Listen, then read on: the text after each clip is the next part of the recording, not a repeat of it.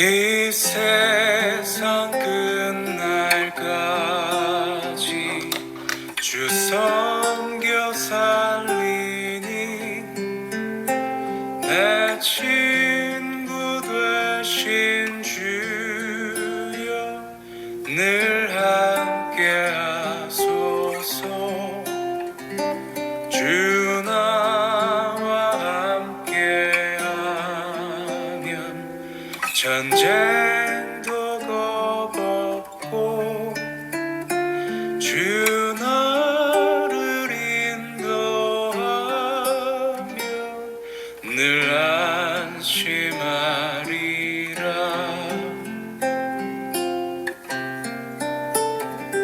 나 주를 따를 때에 주 약속하신 그 영광 중에 못 이루어 주소서. 샬롬, 반갑습니다. 오늘은 4월 8일 화요일 아침 목사 그리고 사순절 목사입니다. 오늘도 주님께서 우리에게 주신 그런 말씀을 통해서 오늘도 동행하는 기쁨이 있고 또 주님과 교제하는 기쁨이 있었으면 좋겠습니다. 기도하겠습니다. 하나님 감사합니다. 오늘도 변함없이 저희들을 깨워주시고 저희들과 함께 동행하시고 또 저희들을 인도하시고 저희들과 함께 교제하기 위해서 불러주시니 감사합니다. 오늘도 주님께서 주시는 그 말씀이 내 삶의 울타리가 되게 하시고 힘이 되게 하여 주옵시고 지혜가 되게 하여 주시옵소서. 그리고 더욱더 주님을 닮아가는 저희들 되게 하여 주시옵소서. 주님의 마음을 우리가 헤아릴 줄도 알고 또 우리의 마음에 오셔서 우리의 마음을 위로하시고 보호하시는 그 하나님을 더욱더 사랑하고 신뢰할 수 있게 하여 주옵소서. 예수님의 이름으로 기도합니다. 아멘. 오늘은 누가복음 14장이죠. 누가복음 14장입니다. 누가복음 14장. 어떻게 읽는다고 했죠? 눈으로 읽고 귀로 듣고 또 입으로 말하고 머리로 생각하고 마음으로 느끼는 그러한 묵상이 되었으면 좋겠습니다. 누가복음 14장입니다. 14장 함께 우리가 듣도록 하겠습니다. 14장. 안식일에 예수께서 한 바리새인 지도자의 집에 떡 잡수시러 들어가시니 그들이 엿보고 있더라. 주의 앞에 수종병 든 한 사람이 있는지라. 예수께서 대답하여 율법 교사들과 바리새인들에게 이르시되 안식일에 병 고쳐주는 것이 합당하냐 아니하냐. 그들이 잠잠하거늘 예수께서 그 사람을 데려다가 고쳐 보내시고 또 그들에게 이르시되 너희 중에 누가 그 아들이나 소가 우물에 빠졌으면 안식일 내라도 곧 끌어내지 않겠느냐. 하시니 그들이 이에 대하여 대답하지 못하니라. 청함을 받은 사람들이 높은 자리 택함을 보시고 그들에게 비유로 말씀하여 이르시되 내가 누구에게나 혼인잔치에 청함을 받았을 때에 높은 자리에 앉지 말라.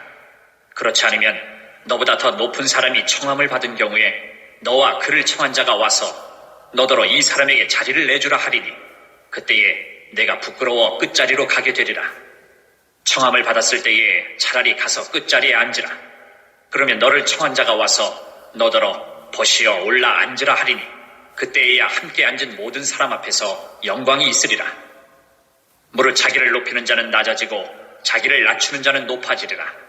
또 자기를 청한 자에게 이르시되 내가 점심이나 저녁이나 베풀거든 벗이나 형제나 친척이나 부한 이웃을 청하지 말라. 두렵건대 그 사람들이 너를 도로 청하여 내게 가품이 될까 하노라. 잔치를 베풀거든 차라리 가난한 자들과 몸 불편한 자들과 저는 자들과 맹인들을 청하라. 그리하면 그들이 갚을 것이 없으므로 내게 복이 되리니 이는 의인들의 부활 시에 내가 갚음을 받겠습니다. 하시더라. 함께 먹는 사람 중에 하나가 이 말을 듣고 이르되 무릇 하나님의 나라에서 떡을 먹는 자는 복되도다.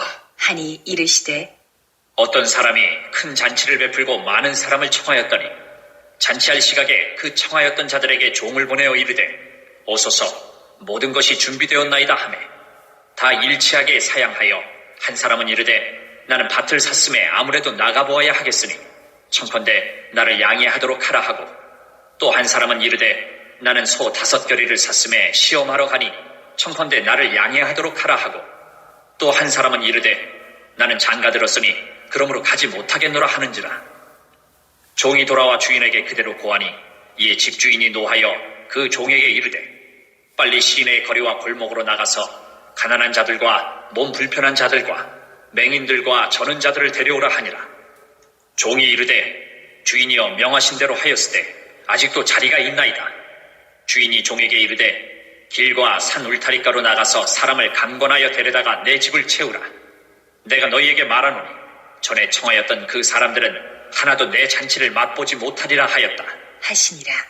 수많은 무리가 함께 갈새 예수께서 돌이키사 이르시되 물은 내게 오는 자가 자기 부모와 처자와 형제와 자매와 더욱이 자기 목숨까지 미워하지 아니하며 능히 내 제자가 되지 못하고 누구든지 자기 십자가를 지고 나를 따르지 않는 자도 능히 내 제자가 되지 못하리라. 너희 중에 누가 망대를 세우고자 할진대 자기의 가진 것이 준공하기까지에 족할는지 먼저 앉아 그 비용을 계산하지 아니하겠느냐. 그렇게 아니하여 그 기초만 쌓고 능히 이루지 못하면 보는 자가 다 비웃어 이르되 이 사람이 공사를 시작하고 능히 이루지 못하였다 하리라. 또 어떤 임금이 다른 임금과 싸우러 갈 때에 먼저 앉아 1만 명으로서 저 2만 명을 거느리고 오는 자를 대적할 수 있을까 헤아리지 아니하겠느냐. 만일 못할 터이면 그가 아직 멀리 있을 때에 사신을 보내어 화친을 청할지니라. 이와 같이 너희 중에 누구든지 자기의 모든 소유를 버리지 아니하면 능히 내 제자가 되지 못하리라. 소금이 좋은 것이나 소금도 만일 그 맛을 잃으면 무엇으로 짜게 하리요. 땅에도 거름에도 쓸데없어 내버리느니라. 들을 귀가 있는 자는 들을지어다. 하시니라. 10.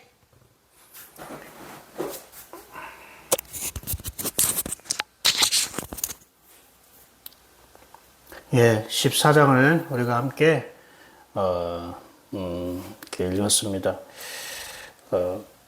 14장에서 주님이 오늘 저에게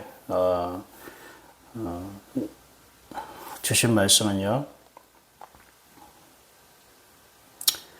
너의 마음을 사람 앞에서 낮춰라. 그런 마음을 주셨습니다. 7절 보면 청함을 받은 사람들이 높은 자리 택함을 보고 그들에게 비유로 말씀하여 이르시되 이렇게 얘기해요. 여기서 청함을 받은 사람이 있어요. 첫 번째 청함을 받은 사람과 두 번째 청함을 받은 사람으로 나누어서 설명하고 있습니다. 첫 번째 청함을 받은 사람은 유대인들을 말하는 거예요. 아브라함을 통해서 하나님이 유대인들을 택하셔서 그들을 먼저 하나님의 나라 백성이 되게 하시고 그들을 통해 그 다음에 많은 이방 민족들을 하나님께서 구원하시려고 하는 그러한 구원의 계획과 목적이 있지 않습니까? 그런데 첫 번째 청함을 받은 사람이 너무 의인의식에 빠져드는 거예요. 하나님 우리를 선택했다. 우리는 하나님이 돌보신다. 하나님이 우리를 위하여 이렇게 역사하시고 이러한 은혜를 주시고 이런 어떠한 굉장히 자부심을 넘어서 굉장히 하나님이 좋아하지 않는 그러한 마음을 품기 시작했습니다. 그래서 많은 사람들을 이방인들이나 어떤 연약한 사람들, 가난한 사람들을 섬기고 배려하고 하나님의 사랑으로 이렇게 사랑을 전해주고 해야 할 사람들인데 오히려 그들을 정죄하고 무시하는 그러한 모습을 보여줬습니다. 예수님이 그거에 대해서 지적을 하는 모습이기도 합니다. 청함을 받은 사람이 높은 자리에 택한다는 것입니다. 예수님은 그래서 다른 성경에 보면 나는 섬기를 받으러 온 게 아니라 섬기러 왔다라고 얘기하잖아요. 너희가 높은 자리에 있으면 하나님이 마음이 어떻게 너희 안에 흐를 수 있겠느냐. 너희도 하나님 앞에서 너의 마음을 낮춰라. 그래야 하나님의 마음이 너희 안에 흘러가야 되는 거 아니냐. 그런데 하나님 앞에서 마음을 낮춘다는 게 뭘까? 대부분 많은 사람들이 이것에 대해서 궁금해합니다. 근데 여러분, 하나님 앞에서 마음을 낮춘다는 게 사람 앞에서 낮추는 거와 거의 같습니다. 왜냐면은 하나님이 사랑을 베풀고 또 구원을 베풀 대상이 그 대상 안에 하나님이 계시기 때문에 그렇습니다. 그의 마음속에서 그의 마음과 생각을 움직이시는 분이 하나님이거든요. 그런데 하나님이 그것을 강제적으로, 그것을 억지로 그 사람의 마음과 생각을 바꾸지 않습니다. 그러면 이 세상에 예수 안 믿는 사람이 어디 있습니까? 하나님이 모든 사람 마음 가운데 가서 그들의 마음과 생각을 다 바꿔버리면 되죠. 근데 그거는 교제도 아니고 사랑도 아니고 그건 로봇 인조인간 취급하는 거라고 했잖아요. 하나님 우리를 하나님 형상과 모양을 닮은 인격체로서 존중해주고 그래서 하나님의 사랑을 주므로 우리가 그 하나님의 사랑에 반응해서 그래서 우리가 예수 그리스도 그분을 영접하기를 원하시는 거예요. 그런데 그 길을 열어주는 게 먼저 믿은 그리스도인들이란 말이에요. 먼저 택함을 받은 사람들. 그래서 하나님이 그들에게 하나님의 사랑을, 하나님의 은혜를 줌으로 인해서 장차 하나님의 그 구원의 대상이 될 사람들, 그런 사람들 안에 하나님께서 임하시고 역사하기 원하는데 우리가 마음을 높게 하면 그 사람들보다 내가 더 나아, 더 훌륭해. 그러면서 내가 그 사람들보다 마음을 높게 하면 어떻게 그들이 너의 그 높은 마음을 보고 높은 태도를 보고 하나님을 느끼고 하나님을 만날 수 있겠느냐. 바로 이것을 우리에게 말씀하시는 겁니다. 그래서 여러분 사람에게 사람 앞에서 나를 낮추는 게 그게 하나님 앞에서 나를 낮추는 것과 동시에 하나님을 높이게 되는 시간입니다. 그러니까 여러분이 우리는 세상은 그렇지 않잖아요.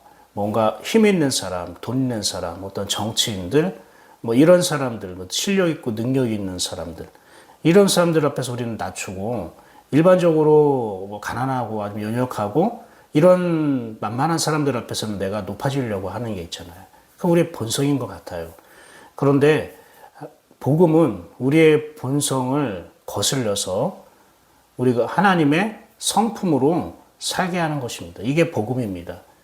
내 자아와 내 본성을 거슬리게 하는 게 복음이에요. 그래서 우리가 복음을 가진 우리는 끊임없이 갈등하고 고민하는 게 생깁니다. 어느 누가 마음 편하게 나는 저 사람 앞에서 내 마음을 나를 낮추는 게 너무 행복해, 좋아, 기뻐. 오늘은 또 누구 앞에서 마음을 낮출까? 이렇게 살아간 사람은 별로 없을 것입니다. 우리는 순간순간 선택하고 결정하는 거예요. 저 사람이 나한테 이런 태도야? 왜 이런 식으로 얘기해? 불쾌해? 기분 나빠? 그럼 나도 이렇게 해야지? 우리는 대부분 이런 반응이 일어나잖아요. 내 본성과 자아에서 나오는 반응을 대부분 우리가 붙잡고 살아간다고요. 그러나 그리스도께서 우리에게 오실 때에 우리가 만약에 우리도 주님 앞에서는 사실 굉장히 높은 태도를 가졌잖아요. 교만하고 내 본성을 가지고 대했지 않습니까? 그러나 주님은 그리스도의 그 사랑으로 우리를 덮으셨잖아요. 우리를 들어와서 우리를 바꾸셨단 말입니다. 마찬가지입니다. 다른 사람에 대해서 내가 좀 불편하고 불쾌하고 기분이 상한 다른 사람이 나를 좀 무시하는 것 같은 느낌이 든다 할지라도 우리가 똑같이 우리가 대해주면 안 됩니다. 받은 대로 돌려주는 것은 복음의 정신이 아니에요. 그건 그리스도의 사랑이 아닙니다. 그것을 우리가 그런 것을 우리가 알고 있지만 그럼에도 불구하고 내가 저 사람 앞에서 내가 나를 낮추는 것은 바로 내 안에 있는 하나님께서 일하시기 더 좋은 환경을 만들어주는 거예요. 그러니까 하나님 때문에 낮추는 거지 저 사람 때문에 낮추는 건 아니에요. 내 안에 하나님께서 더 이 역사하실 수 있도록 일하실 수 있도록 그 기회를 주는 시간이고 그래서 주님을 생각하기 때문에 내가 나를 낮추는 거지 상대방을 바라보면서 기대하면서 하는 게 아니거든요. 그래서 자기 십자가를 지고 나를 따를 것이다 라고 말하는 것은 십자가가 아닌데 예수님을 따라간다고 하면 어렵고 힘듭니다. 뭐든지 다 예수님을 따라가는 건 힘듭니다. 십자가를 내가 지고 나서 예수님을 따라가는 것입니다. 근데 그 십자가를 뭘까요? 우리는 대부분 십자가를 고난이나 역경이나 어떤 이러한 걸로 우리가 생각을 많이 하잖아요. 근데 십자가는 고난과 역경을 말하는 게 아니라요, 사랑을 말하는 거예요. 가장 큰 사랑 중에 사랑이 십자가를 통해 나타났거든요. 하나님 우리를 향한 사랑이 자기 아들을 죽이면서까지 우리를 살리려고 하는 게 하나님의 사랑이잖아요. 그러니까 자기 아들을 죽인 그 장소가, 그 흔적이 십자가고, 그래서 그 십자가는 하나님의 측량할 수 없는, 말할 수 없는 사랑을 말하는 거예요. 그러니까 앞으로 여러분 십자가 나올 때는 뭐 고난이니 역경이니 고통이니 여러 것을 우리가 생각하기보다는 이 사랑이구나라는 거예요. 그러니까 하나님의 사랑 없이는 예수님을 따라갈 수 없다는 걸 말하는 거예요. 주님을 사랑하지 않고는 주님과 함께 주님의 길을 걸을 수 없다는 거예요. 따라간다는 말이 원어로 뭐냐면은 함께 같은 길 위에 있다라는 뜻이에요. 함께 같은 길 위에 있다. 근데 우리는 예수님이 뭐 따라간다고 하니까 예수님 하신 대로 졸졸졸 우리가 흉내내는 정도. 예수님이 뭐 이렇게 하니까 이렇게 하고 저렇게 하니까 저렇게 하고, 그 우리가 성경에 나타난 예수님의 모습을 우리가 흉내내는 게 아니라 같은 길 위에 있다는 것은 예수님의 방법, 길이라는 건 방법이에요. 목적이에요. 예수님의 방법, 예수님의 목적을 나의 방법, 나의 목적으로 삼는 건데, 근데 언제 그게 예수님의 방법이고 예수님의 목적인지 어떻게 아냐? 그분과 함께, 그분이 주신 말씀 가운데에 또 그분과 함께 계속 함께 내가 교제하고 있다 보면은 그분의 마음과 그분의 생각이 우리 안에 흐른단 말이에요. 우리 안에 흐르고 있기 때문에, 어떤 우리 인생을 살아가면서 어떤 사건을 만나기도 하고, 어떤 일이 생기기도 하고, 또 가정에 어떤 일이 생기기도 하고, 또 누군가를 만나기도 하고, 여러 가지 인생의 일들이 가운데에 주님이, 이게 주님의 이런 마음이구나. 이게 주님의 이게 방법, 이게 주님의 방법이구나. 주님은 이런 계획이 계셨구나. 라는 것을 우리가 아는 거예요. 우리의 영혼이 알아가는 거예요. 근데 하나님의 사랑 없이는 그분과 함께 동행할 수 없고 그분을 따라갈 수 없다는 걸 말하는 겁니다. 그러니까 여러분 이 말씀도 우리가 바로 알았으면 좋겠어요. 십자가를 지고 나를 따라갈 것이다. 그 십자가라는 것은 바로 하나님의 사랑이라는 거예요.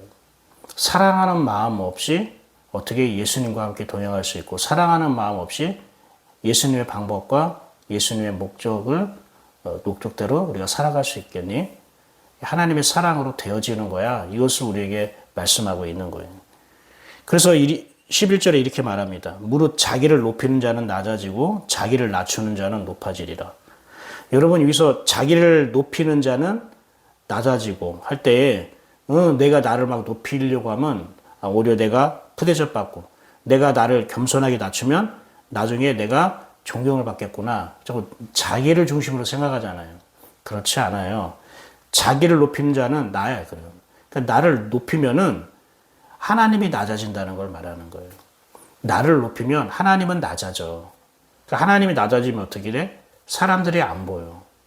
우리가 이런 거 있잖아요. 강대상, 얘네는 연극 무대라던가, 요즘에는 뭐 극장식, 계단식 어떤 무대도 있지만, 콘서트 홀 같은데 그런 걸 볼 수 있지만, 사람이 연설하고 설명할 때 강대상 위에 있잖아요, 우리. 그건 뭐냐면은 그가 다른 사람보다 높은 곳에 있어야 많은 사람들이 그를 직시하고 또 그의 소리로 설교도 잘 들을 수 있지 않습니까? 그것처럼 내가 높아지면 예수님은 낮아진다는 거예요. 낮아지니까 사람들이 안 보인다는 거예요. 그래서 내가 낮아지면 내 안에 계신 주님은 높아져. 그분이 높아지기 때문에 다른 사람이 너 안에 계신 주님을 볼 수가 있어. 이것을 말하는 거예요. 그리고 우리가 또 하나 생활 속에서 그리스도의 사랑을 나눌 때에 그리고 배려를 할 때에 형제나 친척이나 부한 이웃, 돈 있는 사람, 이런 사람들을 청해서 그들을 섬기고 그들에게 베풀지 말라고 얘기를 합니다.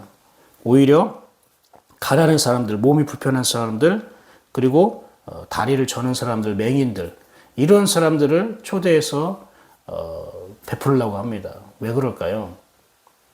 어떤 여유가 있는 사람, 친척 형제들이던가 내가 알고 있는 사람들을 말하는 거예요. 가까이 있는 사람들. 그리고 부자들은요, 내가 받은 것을 그냥 그대로 그냥 간직하고 고마울 것만 아니라 자꾸 갚으려고 한다는 거죠. 도로 갚으려고 한다는 거. 그러나 그렇지 못한 형편이 있는 사람들, 가난한 사람들, 이런 사람들을 어떻게 합니까? 받았지만 이 받은 걸 가지고 어떻게 해요? 자기가 갚으려고 해도 갚을 수가 없는 거예요. 이건 무엇을 의미합니까? 이건 유대인들을 말하는 거예요. 첫 번째는 유대인들이 하나님의 사랑과 은혜를 받았다. 그러면은 계속 뭐 갚아야 된다고 하는 거예요. 하나님께 은혜를 갚아야 된다. 내가 하나님께 은혜를 받았으니 은혜를 갚아야 된다. 하나님께 사랑을 받았으니 이 사랑을 갚아야 된다. 그런 정신으로 이들이 하나님을 믿고 살아가는 거죠. 근데 하나님 그걸 원하지 않았던 거죠. 언제 내가 너에게 준 사랑과 은혜를 갚으라고 내가 교회 다니라고 했고 헌금 드리라고 했고 언제 은혜를 갚으라고 봉사라고 합니까? 은혜를 갚는다 말은 우리가 하나님께 굉장히 쓸모가 없는, 쓸데가 없는 말이라는 거예요. 하나님이 별로 좋아하지 않는 말이 은혜 갚는다는 말이에요. 은혜는 갚을 수가 없어요. 왜냐면 이 은혜라는 말 자체가 뭐냐면요. 하나님이 거저 주시는 선물이에요. 왜 거저 주신 선물이냐면 우리가 할 수 없는 것이기 때문에 우리의 능력이나 우리의 방법이나 우리가 가진 것이나 우리 인간으로서는 도저히 할 수 없는 것이고 해낼 수 없는 것이고 이룰 수 없는 것들, 될 수 없는 것들을 하나님의 전적인 긍휼하심으로 인해서 사랑으로 인해서 되어진 거예요. 그러니까 그것은 갚을 수가 없는 거예요. 애당초 갚을 수가 없는 거예요. 뭐 선물을 주고받는 그런 개념이 아니라는 거죠. 근데 유대인들은 자꾸 은혜를 갚는다는 거예요. 야, 너 하나님께 그런 사랑과 은혜를 받았는데 겨우 그 정도밖에 못해? 하나님의 은혜를 갚으며 살아야지. 역시 여러분 이런 말 들은다면은 여러분 그 자리를 피하시길 바랍니다. 우리는 은혜를 갚기 위해서 하나님을 믿는 것도 아니에요. 은혜를 갚기 위해서 다른 이웃에게 베푸는 게 아니에요. 은혜는 오직 하나님의 하나님 되심을 나타내는 거예요. 그런데 내가 그걸 갚아버렸다? 그러면 하나님의 되심을 내가 무시하는 거라고요. 그분을 내가 인정하지 않는 거예요. 그러니까 이게 신본주의라고요. 근데 우리는 자꾸 인본주의로 생각하는 거예요. 하나님의 은혜와 사랑을 이렇게 줬는데 내가 어떻게 가만히 있어? 내가 주님께 이렇게 갚아드려야지. 하나님을 인간적인 수준으로 취급해서는 안 된다는 거예요. 하나님의 은혜를 그렇게 우리가 생각하면 안 되는 거예요. 그러면 왜 은혜를 왜 줬을까요? 다른 사람에게 그 하나님을 보이라고. 은혜를 줬다는 것은 그 하나님이 내 안에 임하셨다는 거예요. 단순히 하나님 나에게 사랑을 주시고 베풀어 주시고 도움을 주신 것 이게 아니라 그 하나님이 내 안에 계신데 그 하나님을 다른 사람에게 보이라고. 하나님이 어떤 분인지 보이라고. 하나님께 은혜를 갚으려고 하지 말고 네가 변화되라고 주신 거예요. 은혜를 주신 거는 우리가 달라지라고, 변화되라고, 하나님을 닮으라고. 근데 우리는 내가 변화되어지고 달라지고 하나님을 닮으려고 하는 생각 없이 하나님이 이만큼 줬으니까 나도 이만큼 드려야지, 더 많이 드려야지. 이렇게 인간적인 생각으로 우리가 갖고 살아간다는 거예요. 유대인들이 그랬어요. 그래서 안식일을 지킨다든지 금식을 행한다든지 그리고 율법을 지킨다든지 하는 것이 다 뭐냐면은 하나님의 은혜를 갚아야 된다고 생각하는 마음으로 한 거예요. 그런데 가난한 사람들, 돈이 없는 사람들, 그리고 병에 걸린 사람들은 은혜를 갚고자 하는 마음이 있어도 은혜를 갚을 수가 없어요. 현실적으로 불가능해요. 무슨 말이냐? 나는 이게 더 좋다는 거예요. 그러나 그들이 가난했지만 병들었지만 그렇지만 그들이 이 하나님의 은혜를 받으면 달라지잖아. 그들의 얼굴 표정이 달라지고 생활의 태도가 달라지고 얼굴에서 빛이 나고 그러니까 그들은 하나님의 받은 은혜를 갚지는 않지만, 갚을 생각도 하지 못했지만, 갚을 능력도 없지만, 그들이 달라짐으로 인해서 오히려 하나님이 더 기뻐하신다는 거예요. 혹시 여러분도 하나님의 은혜와 사랑을 갚으려는 마음으로 여러분 교회 다니거나 아니면 헌금을 드리거나 봉사를 하고 있습니까? 그거는 하나님이 기뻐하지 않는 거예요. 그거는 율법 의식에 빠지는 겁니다. 혹시 하나님의 은혜와 사랑을 갚으려고 다른 성도들이나 다른 사람들에게 잘 대하고 배려합니까? 그것도 마찬가지입니다. 우리는 하나님의 은혜와 사랑을 갚으려는 마음을 갖고 있으면 안 되고, 내가 그분의 형상과 모양으로 내가 변화되어야 되겠구나, 내가 닮아져야겠구나. 사실 그런 각오도 품지 않아요. 왜냐면은 하나님의 은혜가 들어오면 그 은혜의 영향력에 의해서 우리가 하나님 형상과 모양으로 닮아지는 거예요. 그렇게 스며드는 거라고요. 그냥 누렸으면 좋겠다는 거예요. 하나님이 너에게 베푸신 은혜와 사랑을 마음껏 누리고 맛보면서 다른 사람이 너희 안에 있는 하나님이 보였으면 좋겠다. 이것을 말씀하는 거예요. 그러면서 맨 마지막에 뭐라고 얘기하냐면 이렇게, 맨 마지막이 아니라 하나님이 먼저 초대받은 사람들에게 불렀는데, 혼인잔치집에 불렀는데 다 거절하죠. 그럼 뭐라고 거절하냐면 이렇게 해요. 나는 소 5결을 샀으니까 이걸 테스트하러 가볼 거야. 그러니까 나 초청 자리에 못 나가. 아, 나는 밭을 샀어. 그러니까 밭을 매야 돼. 그러니까 초청 자리에 못 나가. 그 다 준비되었다는 거예요. 17절을 보면 오소서 모든 것이 준비되었나이다. 모든 것이 준비되었다는 건 뭐냐면은 혼인잔치집의 집. 그런데 많은 사람들이 다 거절하니까 하나님이 그 주인이 뭐라고 하냐면은 가서 가난한 사람들, 배고픈 사람, 이런 사람들을 데리고 오라고 그래요. 그리고 자리가 아직 남으니까 또 아무데나 길거리나 골목에 들어가 사람들을 막 채우래요.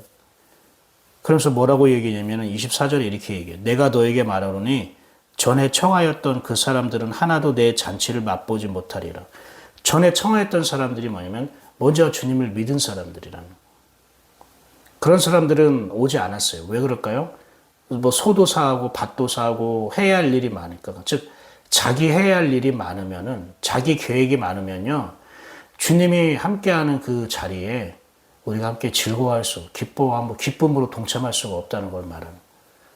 그런데 가난한 사람들요, 배고픈 사람, 이런 사람들은요, 자기 계획이 없어요. 할 일이 없어요. 그리고 이들은 누군가의 도움을 받지 않으면 살아갈 수가 없어요. 항상 누군가의 도움의 손길을 기다리고 그 손길을 갈망하는 사람이에요. 이런 사람들이 하나님의 잔치에 참여하고 그 천국을 맛보고 누릴 수 있다고 우리에게 얘기하고 있습니다.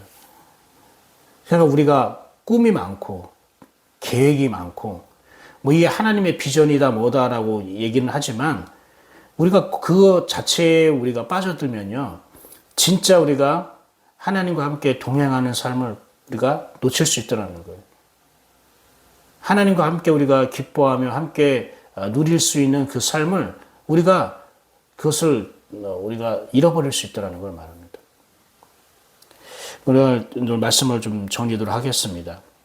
이 누가복음 14장 말씀을 나누면서 예수님이 어떤 말씀으로 마무리하시냐면 34절에 소금에 대한 이야기가 나옵니다. 소금이 좋은 것이나 소금도 만일 그 맛을 잃으면 무엇으로 짜게 하리요. 이렇게 되어 있어요. 땅에도 거름에도 쓸데없이 내버리니라. 무슨 말입니까? 소금이 짠맛을 잃는다? 근데 여러분 한번 상식적으로 생각해 볼게요. 소금이 짠맛을 잃을 수 있을까요? 소금은 짠맛을 잃을 수가 없죠. 그렇죠? 그러면 소금이 짠맛을 잃을 때는 언제입니까? 소금이 없어질 때입니다. 소금이 녹아서 완전히 없어지면은 어떻게 해요? 짠맛을 잃어버리는 거예요. 소금이요, 물에 들어가면 그 물에도 짜요. 국이나 이런 음식에 들어가면 그것도 짭니다. 근데 완전히 없어지면 짠맛을 잃어버리는 거죠. 그러니까 소금이 맛을 잃어버린다는 건 없어지는 걸 말해요. 자, 그럼 이게 무엇을 의미할까? 예전에 설명했지만, 옛날에 이 당시에 소금은요, 그냥 우리처럼 정제된 기술이 있는, 염전에서 이렇게 잘 이걸 소금을 이렇게 만들어서 생산해서 이렇게 정제되어서 오늘날 가정에 있는 그런 소금이 아니에요. 이 돌덩이예요, 돌덩이. 그런 바닷가나 이런 데에서 이 돌덩이 같은 이 돌덩이를 안에 소금이 있는 거예요. 소금이 묻어 있는 거예요. 그런데 이 소금이 만약에 다 녹아버리면, 돌덩이에 있는 소금이 다 녹아버리면요. 어떻게 될까요? 남는 거는 돌멩이밖에 안 쳐. 흙밖에 안 남는단 말이에요. 그러니까 이 돌덩이만 남는, 소금이 다 녹는다는 건 뭡니까? 하나밖에 없죠. 뭘까요? 내가 잘 보관하지 못해서 녹거나 아니면 뜨거운 태양 아래에 놓으면은 이게 다 녹아 없어지겠죠. 그러니까 소금이 다 녹아 없어지면 돌덩이밖에 없고, 이 돌덩이 가지고 음식도 해 먹을 수 없고, 그렇죠? 음식을 보관할 수도 없고, 그러니까 이걸 밖에 내다 버릴 수밖에 없는 겁니다. 누가 돌덩이를 자기 집안에 부엌에 내놓겠습니까? 거추장스럽기만 하죠. 그럼 이건 무엇일까요? 돌덩이는 우리 인간을 말하는 거고요. 흙은 우리 인간을 말하는 거고, 소금은 우리 안에 오신 영이신 하나님, 성령님과 그리고 그분이 주신 말씀을 말하는 거예요. 근데 그걸 녹아서 없어졌다? 녹아서 없어졌다는 건 뭡니까? 태양 아래에 놓으면 녹아 없어지겠죠? 그럼 태양은 무엇입니까? 태양, 여기서 나오는 태양은요, 인간의 뜨거운 자기 계획, 열심, 그리고 세상의 화려한 어떠한 가치, 세상의 어떠한 방법, 꿈, 야망, 이걸 태양이라고 비유하는 거예요. 우리가 그 아래에 있으면은, 그 영향을 받으면 우리가 그 말씀을 잃어버리고 영이신 그 하나님과 단절된 삶을 살아간다는 거예요. 그럴 때 우리는 우리 안에 소금이 다 녹아 없어지는 거예요. 돌멩이만 남는 거예요. 그게 헛되고 헛된 아파르라는 그 흙, 먼지밖에 안 된다는 뜻을 말하는 거죠. 자, 우리는 소금, 내가 소금이 아니라 성령님께서 소금이고 우리가 받은 말씀이 소금입니다. 그런데 이 세상의 아래에 내가 살고 이 세상에 내가 계획, 뭣도 해야 되고 뭣도 해야 되고 이런 많은 계획과 꿈이 있어서 그걸 쫓다 보면은 점점 그게 녹아진다는 거예요. 그러면은 그 밖에 버린다는 거는 세상 사람들도 우리를 보면서 더 빛을 보지 못하는, 선한 영향을 받지 못하는,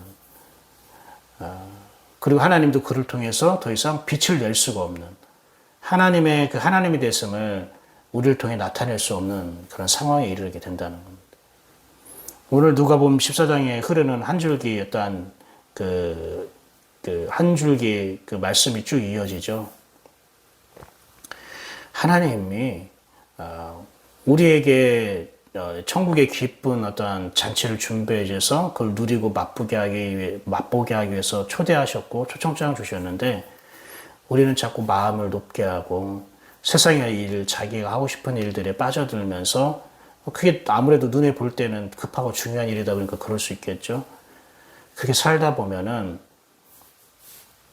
신앙의 어떤 기쁨도 잃어버릴 뿐만 아니라, 그리고 우리 안에는 소금이 다 녹아 없어져서 그냥 밖에 버려서 사람의 밟히는 어떤 그런 존재로 존재가 될 수 있다는 것을 우리에게 말씀하시는 것 같습니다. 중요합니다. 우리는 오늘 주신 말씀을 통해서 좀 더 우리가 주님과 주님을 더 가까이 하는 오늘 하루 되었으면 좋겠고요. 내가 낮출 때에 그분은 높아진다는 것을 꼭 기억했으면 좋겠습니다. 그래서 하나님의 은혜로 주신 것을 마음껏 누리고 우리가 변화되었으면 좋겠습니다. 기도하고 마치겠습니다. 감사합니다. 하나님, 오늘 주신 말씀이 오늘 내 영혼에 일용할 양식이 되게 해주시고, 우리 안에 소금으로 오신 그 주님을 내가 귀히 여기게 하여 주옵소서. 아버지 하나님만이 오늘도 나를 통해 높아지게 하여 주옵소서. 아버지 하나님의 은혜가 있는데 우리가 그 은혜와 사랑을 보답하는 마음으로 사는 게 아니라 은혜와 사랑을 우리가 누리면서 우리가 변화되어지는 삶을 살 수 있도록 하나님 도와주시옵소서. 아버지 하나님, 우리 예언교회 모든 성도들이 오늘 화요일 오늘 하루를 살아갈 때에 주님의 일하심을 보게 하시고 보호하고 그리고 함께 하시는 주님의 사랑을 느끼게 하여 주옵소서. 무엇보다도 성령님께서 저들 가운데 함께 하셔서 무엇을 어떻게 말해야 할지 또 무엇을 생각할 때마다 하나님께서 함께 관여하여 주셔서 그들이 정말로 하나님과 동행하는 그 기쁨이 무엇인가를 마음껏 누릴 수 있는 하루 되게 하여 주옵소서. 오늘도 함께 일하실 함께하는 하나님을 찬양합니다. 예수 그리스도 이름으로 축복하고 기도합니다. 아멘. 수고하셨습니다. 저는 또 내일 아침 9시에 누가복음 15장 말씀으로 함께 찾아뵙도록 하겠습니다. 오늘도 주님과 동행하는 좋은 하루 되십시오. 샬롬.